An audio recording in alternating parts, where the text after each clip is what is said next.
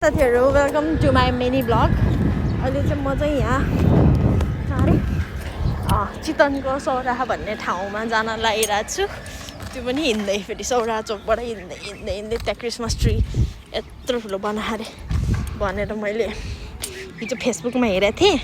बोतल प्लास्टिकको बोतल हो कि सिसाको बोतलको त्यही हेर्न जान लागिरहेको छु म। साथी छैन नि त एन्ड एक्लै यसरी हिँड्दै।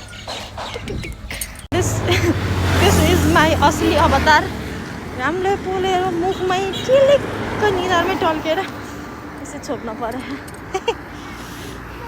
अझै पनि म हिँड्दैछु है साथीहरू, स्टिल वकिङ।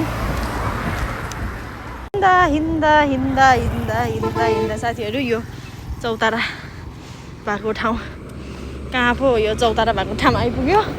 अब यहाँबाट ओए कत्रो गाडी हो यो? यत्रो गाडी थियो भने डरै लाग्छ मलाई त। अनि अब यहाँबाट कति टाइममा अब पुगिन्छ साथीहरू? मेरो स्थिति हलो मेरो के भन्छ हुलाबा के भन्छ खै भन्ने हेर्नुहोस् साथीहरू, यस्तो तोरीबारी पयालै सबै पयालै। अहिले यतिखेरको सिजनमा यो चितवनको सबै पुरै एरियै पयालै हुन्छ। तोरी नै तोरी, अनि कसैले तोरीको तेल हुन्छ नि त। एन्ड दिस इज मी साथीहरू। म त्यो हैरानमा परेँ। मैले अटो पनि भेटाइनँ, म्याजिक पनि भेटाइनँ। म हिँड्दा हिँड्दा मेरो हालत खराब भइसक्यो, थकै लगाएर मर्न लागिसकेँ। एउटा आउँछ नि त यत्रो यत्रो बसहरू मात्रै आउँछ, अनि बसले त कहाँबाट टुर आएको बस हो, लान्छ नि लान्न। अटो सटो पनि केही नि पाउनु त यार।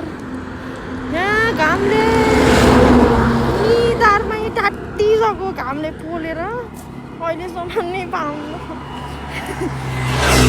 बल्ल बल्ल एउटा अटो पाइयो, अटो चढेर अब जाँदा जाने। यो चाहिँ मेला लाग्ने ठाउँ।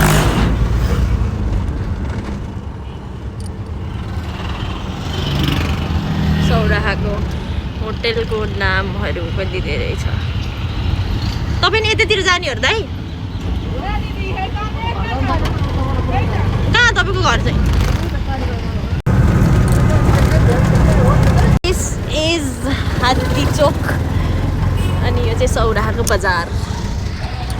अनि यस्तो सौराहामा भएपछि त हात्ती त बाटो